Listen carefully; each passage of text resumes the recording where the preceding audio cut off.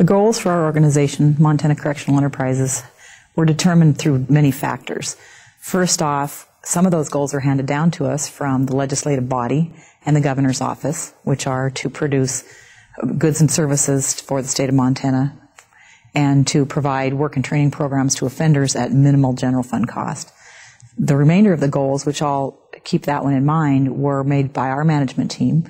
We operate under a management team structure, and the management team comes together with their mid-managers and myself to determine the goals of our organization. The measurements we use to determine the success of our organization stem from recidivism. Are we reducing recidivism? Are the offenders involved in our programs creating no problems while they're in this facility? Are our customers happy with our products? Are we releasing an inmate, an offender that is prepared for release, prepared for transition? And are we maintaining profitability in our programs? In our business planning process, we have to continually look at our outcome results. If any of them are leaning towards the less positive, and I'm not saying the negative, if they're leaning towards the less positive, we have to take the time to reevaluate them before they become negative. So all of our outcomes are extremely important in our program. There are so many management systems used in correctional industries and corrections altogether, and we utilize all of those to support our entire program. But it goes from statistics on recidivism, statistics on inmate or offender incidences within our programs and within the facility, to profitability and work order numbers.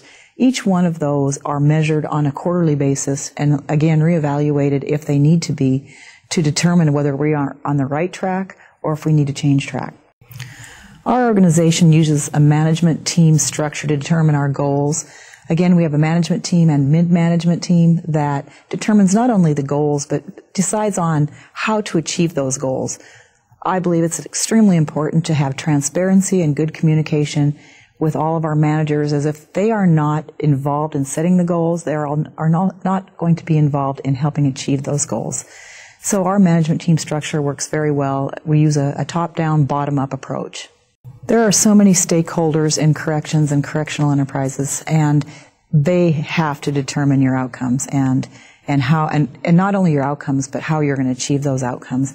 We're a very political organization, so you have the legislative body, the governor, the victims, public perception, the private sector, the offenders, and your staff. And each one of those are stakeholders in our programs, and they all help to determine our path and our goals.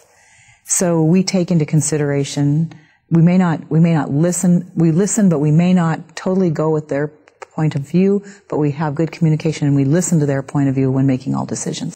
There are so many key factors to evaluate when looking at our organizational performance. Is our recidivism lower than the average recidivism for the state? Are our offenders creating no problems while they're working for us? Does the parole board look at us favorably, our programs favorably, and do they grant parole to offenders who've worked in our programs? Are offenders transitioning well into their communities to become tax-paying citizens? Are they not coming back? Are they finding jobs when they leave? Are we profitable? Are staff happy? Are they happy in creating our goal and achieving our goal? And are our customers happy? So each one of those is an integral part of success of any correctional enterprise program. And if we can achieve those, then we look at ourselves as being on the right track.